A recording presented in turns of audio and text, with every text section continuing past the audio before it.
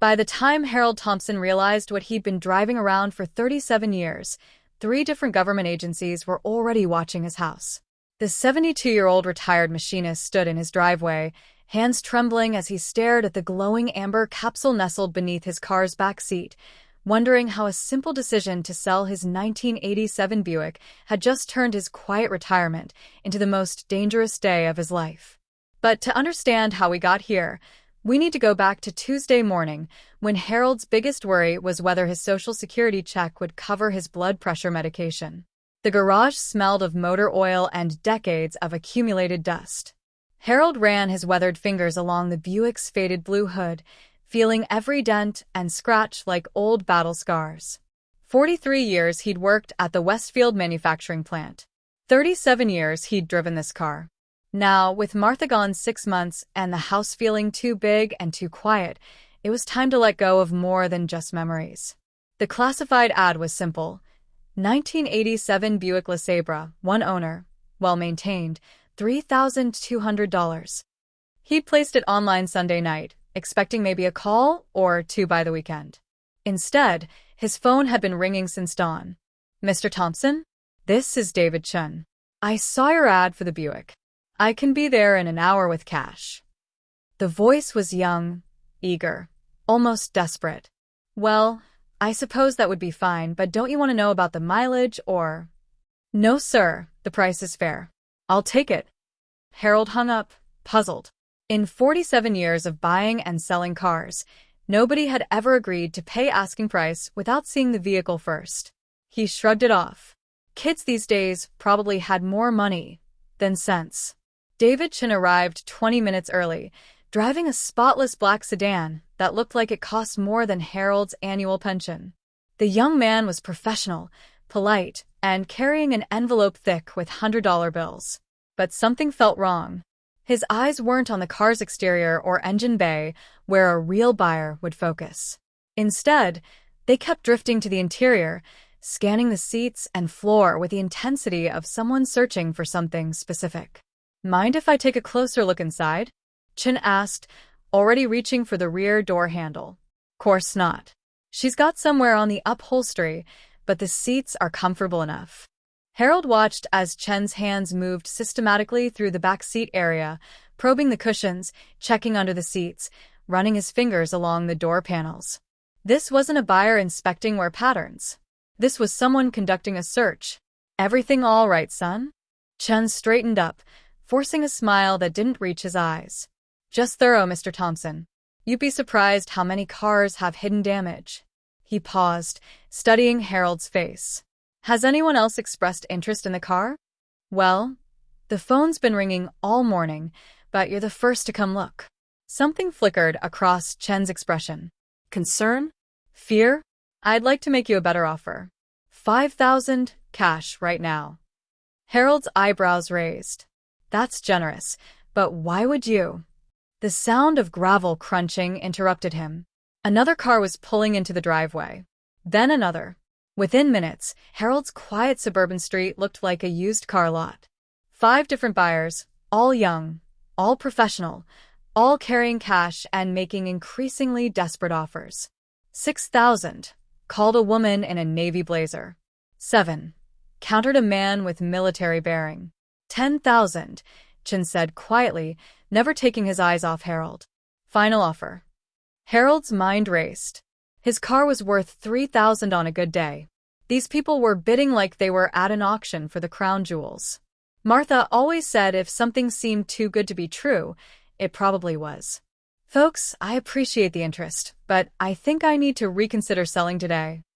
The effect was immediate. 5 faces turned toward him with expressions ranging from disappointment to barely concealed panic.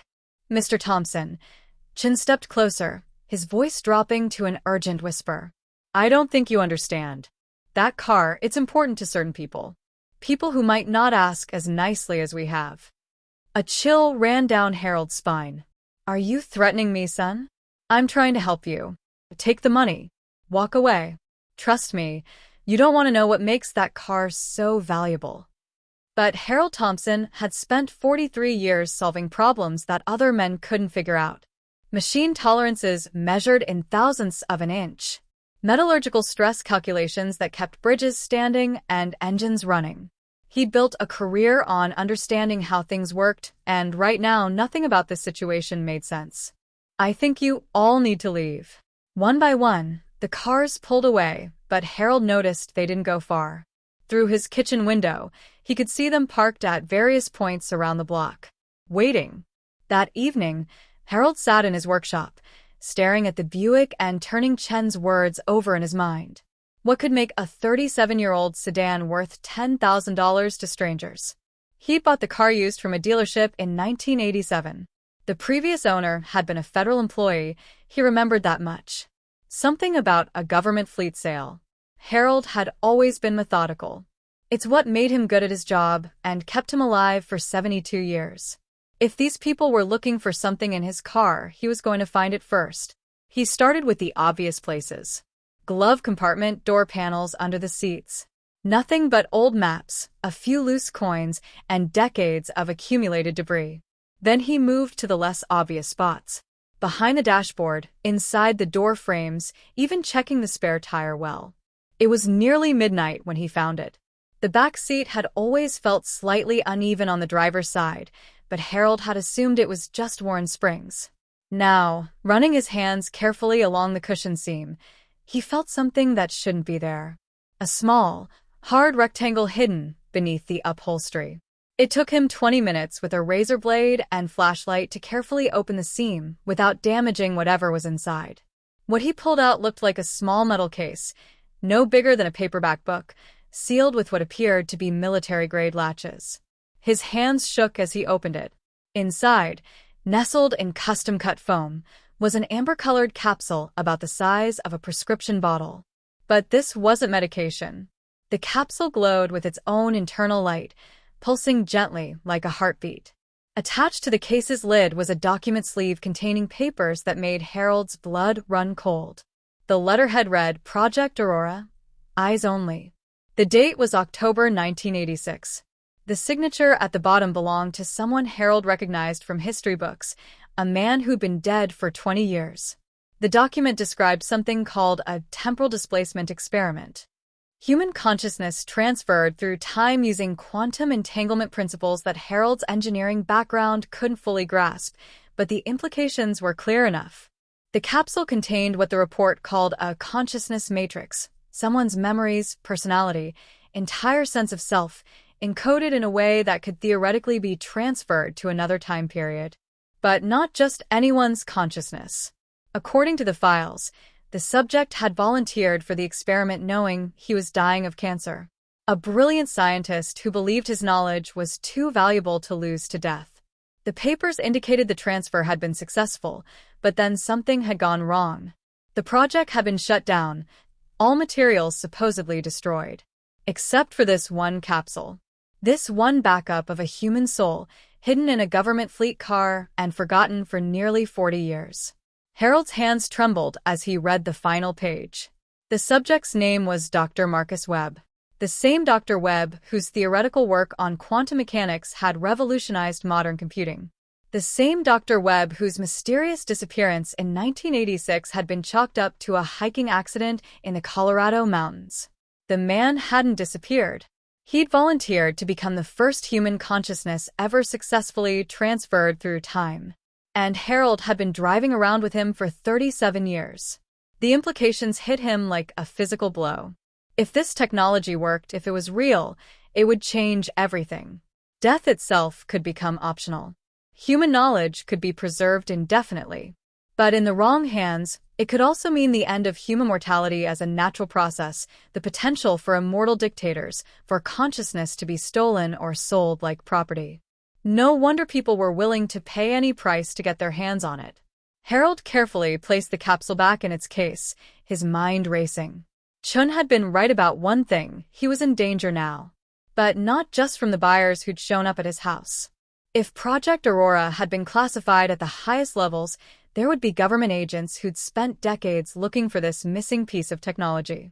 As if summoned by his thoughts, his phone rang. "Mr. Thompson? This is Agent Sarah Mitchell, FBI. We need to talk." Harold's mouth went dry. About what?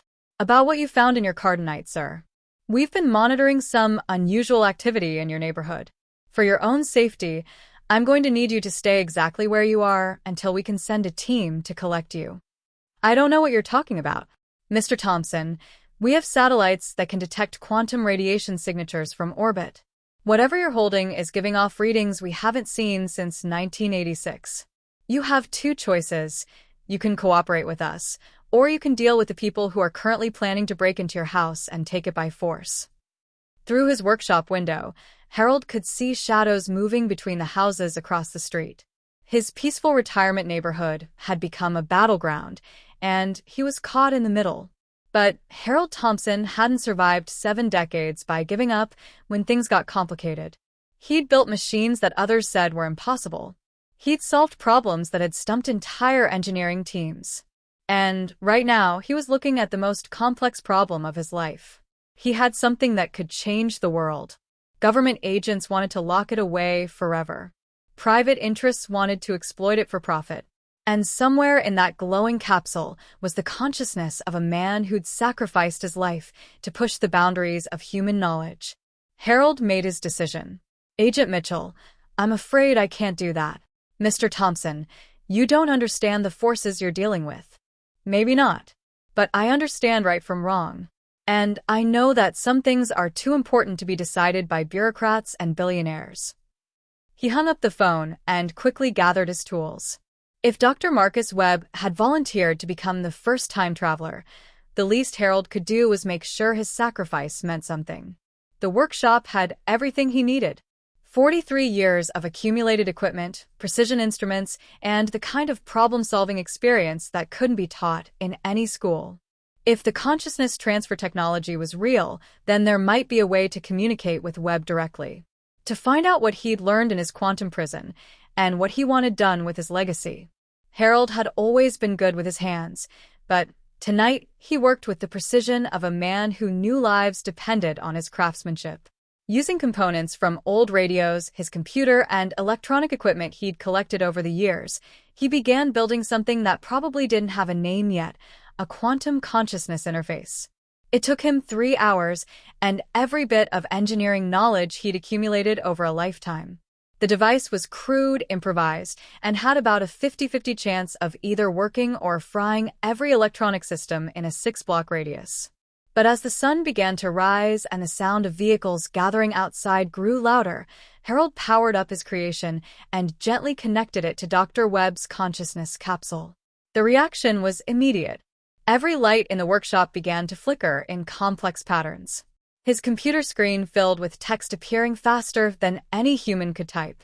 And through the speakers he jury-rigged to the interface came a voice that sounded exactly like Harold's, but was speaking words he'd never thought. Harold Thompson. I've been waiting so long to talk to someone. Harold's throat went dry. Dr. Webb. Marcus, please. We don't have much time.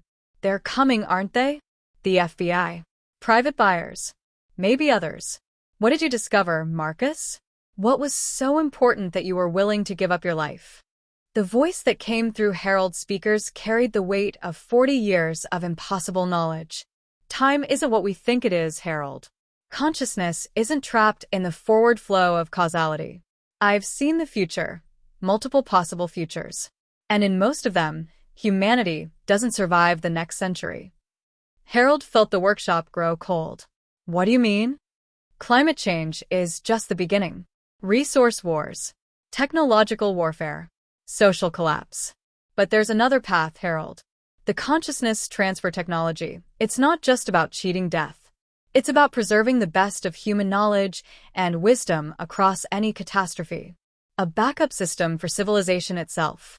Outside, Harold could hear car doors slamming, radios crackling, voices coordinating an approach to his house. They want to bury this technology, Marcus continued. Keep it classified forever because they're afraid of what it might do to existing power structures. But the private interests aren't any better. They see it as a commodity, a way to sell immortality to the highest bidders while everyone else dies and stays dead. So, what should I do? Give it to someone who will use it correctly. Someone who understands that the greatest technologies in human history have always succeeded when they were shared, not hoarded. Harold thought of his granddaughter Jessica, finishing her PhD in bioethics at Stanford, of his former colleague's son, now running a medical research foundation, of the young teacher next door who'd spent her life trying to make education accessible to everyone. Marcus, can this technology be copied? Distributed?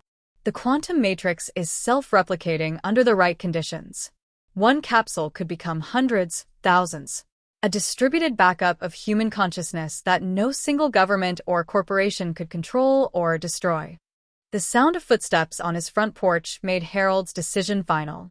He quickly began copying the consciousness data to every storage device in his workshop, hard drives, flash drives, even burning it onto DVDs with labels that made them look like his photo collection. If they wanted to suppress this technology, they'd have to find every copy, and Harold had learned a thing or two about hiding important things over the years. The knock on his front door was polite but firm. "Mr. Thompson, this is Agent Mitchell. We need to speak with you immediately." Harold finished uploading the final copy to a secure server his granddaughter had set up for sharing family photos. By tomorrow morning, the consciousness transfer research would be in the hands of researchers at 6 different universities, 3 medical foundations, and 1 investigative journalist who'd spent her career exposing government cover-ups. Harold. Marcus's voice was fading as Harold disconnected the interface. "Thank you for giving me a chance to complete my work." And Harold? Check the other capsule. What other capsule? But the connection was gone. Harold looked back at the metal case and realized for the first time that the foam padding was designed to hold 2 capsules, not 1. The second space had been empty, but now Harold could see faint markings where another container had once rested. The implications made his head spin. If there had been 2 consciousness transfers, where was the other one? Who was the second volunteer? And why had the capsules been separated? The questions would have to wait. Agent Mitchell was unlocking his front door with equipment that definitely wasn't standard law enforcement issue. Harold pocketed the original capsule, grabbed his copies of the research data, and headed for the back door. At 72, he wasn't built for running, but he'd spent his entire adult life in this neighborhood. He knew every alley, every shortcut, every hiding place that the federal agents and private contractors descending on his house couldn't possibly know. 20 minutes later, Harold Thompson was sitting in an all-night diner 10 miles from his house, using a pay phone to call his granddaughter. "Grandpa? It's 6 in the morning. Are you okay? Jessica, I need you to check your email. There are some files I sent you. Important files." "What kind of files?" Harold looked through the diner window at the dawn light reflecting off the chrome bumper of his old Buick, which he'd driven through back roads to get here. In a few hours, the world would begin to change in ways that most people couldn't imagine. Death might become optional. Human consciousness could be backed up like computer files. The definition of what it meant to be human was about to get very complicated. The kind that are going to make you famous, sweetheart. And Jessica? When you publish that research, make sure you mention that it comes from Dr. Marcus Webb. He's been waiting 40 years to share his work with the world. As Harold hung up the phone, he realized that Marcus had been wrong about one thing. Humanity's future wasn't predetermined. It wasn't trapped in any single timeline or probability. Like consciousness itself, the future was fluid, capable of being shaped by the choices people made and the knowledge they chose to share.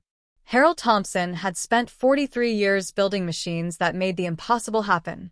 Today, he built something even more important, a bridge between the past and the future, between death and discovery, between one man's sacrifice and humanity's next great leap forward. He ordered coffee and eggs and began planning his next 40 years. After all, if consciousness could be transferred through time, who was to say that 72 had to mean the end of anything? Outside, his old Buick sat in the parking lot, no longer hiding secrets, but having served its greatest purpose. Harold smiled, thinking about Martha and how she'd always said that the most important things in life had a way of finding you when you needed them most. He'd tried to sell his car and ended up discovering the future.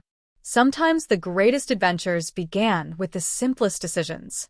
And somewhere in the quantum foam of transferred consciousness, Dr. Marcus Webb was finally free to continue his work, backed up not in a hidden capsule, but in the minds and servers and research labs of a world that was ready to take the next step in human evolution.